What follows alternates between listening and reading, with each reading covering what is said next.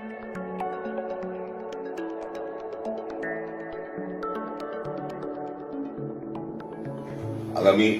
21, 22, 23 অসম্ভব ভালো একটা ওয়ার্কশপ হতে চলেছে। অর্গানাইজ করছে নেচার অফ ক্যানভাস, অথবা আমরা যদি উল্টো উল্টা বলি ক্যানভাস অফ নেচার। প্রকৃতির মধ্যে আমরা কি খুঁজে বার করছি, প্রকৃতির যে ক্যানভাস,